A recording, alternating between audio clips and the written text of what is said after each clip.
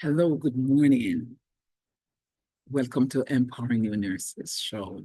Dr. Miriam Smith, the host. I'm excited this morning. Today is the 4th day of March, the month that we celebrate women. And I'm so excited that I can reflect and I can mention and recognize women who have contributed to the world and also to the nursing profession. So today, I'll try to recognize 3 of them. The first one, the lady with the lamp. You know who that one is? Okay, you're correct. Florence Nightingale. And she's the one who have modernized nursing. Florence emphasized that she on education and research lives in nursing. She was committed to education and equity and patient care continues. So we think of another one, Mary Mahoney, and she fought for diversity to remind us of the importance of representation in healthcare. Did you know that? Yes, and she was the first nurse of color and registered nurse in America.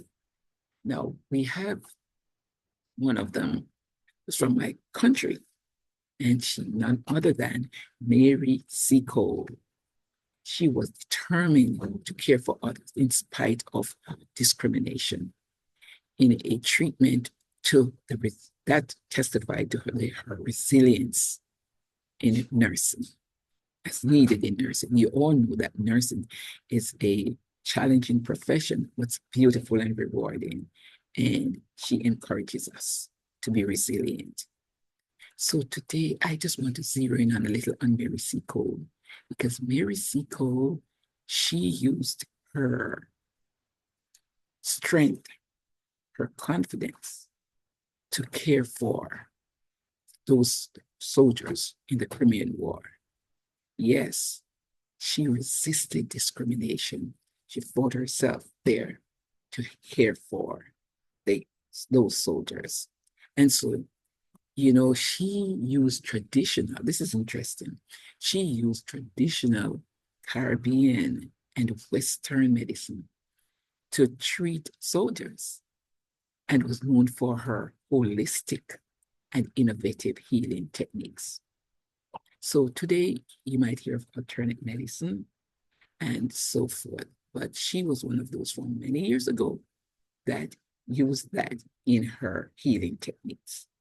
So today, I won't be long, but I want to remind you that Florence Nightingale emphasized education and research lives in the nursing profession. Mary Mahoney fought, and she did fight for diversity to remind us of the importance of representation in healthcare. And Mary Seacole's determination to care for others in spite of and despite of discrimination. She had a testimony and resilience as needed in nursing. As you know, we care for everyone, regardless of their race, their education, their intelligence, their sexuality or their sexual orientation, their culture, and the list goes on. What that means, we care for humanity. It doesn't matter where they're from. It doesn't matter their culture. It's important to care for humanity, and that's what we do. So as we celebrate Women's Month, let us honor their legacies by continuing to uplift, empower, and inspire the next generation of nurses. Let's pass it. Let's pay it forward. Let's share the knowledge that we have so that this noble profession continue on the same path. Thank you so much for listening. Women, be empowered. Be empowered. And let me hasten to say, we have some of our contributors today. I will name a few of them who have impacted my life as a nurse. And One of them that I'm going to tell you about, I must say, first of all, my mom inspired me. She has passed 2 years now, going 3. Yeah, 22, she passed. So I'm saying her resilience has impacted my life even to this day.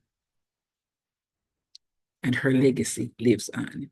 And I endeavor to, she's asleep now, but I endeavor to let her legacy perpetuate by the way I live, by the way I share, by the way I impact the lives of other young nurses. Then I'm going to think of someone in the education who has impacted my life, Dr. Moscow. I'm going to say Dr. Susie Moscow from Mercy University. Those of you who have met her, when it comes to APA, when it comes to be proactive, that's her. You can look her up on the internet. She is just one of those resilient, strong-going APA all the way. She knows it in her sleep. So I want to shout out to her and say thank you, Susie, for how you have helped me in different ways, but in APA, I recall those times. And my other colleagues who were in my age group who were struggling with APA, who were able to do well after your impact, after your instruction, after your help. Then I want to say Karen Kosil. Karen Kosil and I, we come from way back because I remember being at Dominican College and we were like colleagues there. And she still is. And I want to give her a shout out for her dedication nursing.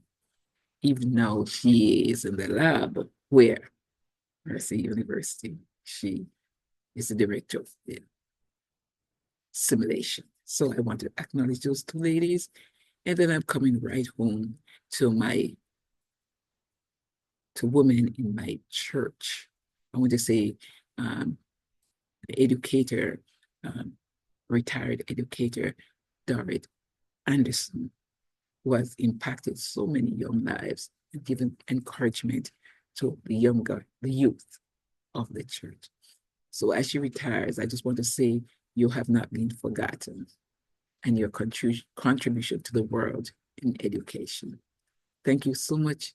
And my younger nurses, just reach out and search for those mentors. They are still around, those you know. And try it, get a mentor. It's important, whether they're from your institution or they're not, but they can help to guide you.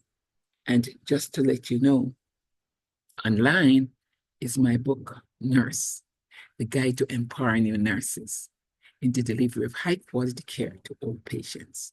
Yes, that book is profound. You need to get your copy. I'd like you to subscribe on YouTube. It's Miriam Amanda Smith. Okay, thank you for getting your copies. There are pearls that you can just embrace as you go through your nursing journey and you go on your nursing journey. Share it with others. You can connect with me on Instagram, and that is Podcast Mirror. And on the net, you can just check our website, Empowering New Nurses, and that's on my podcast. Thank you for listening. Come on board, share your thoughts. I'll be happy to have you. Be blessed.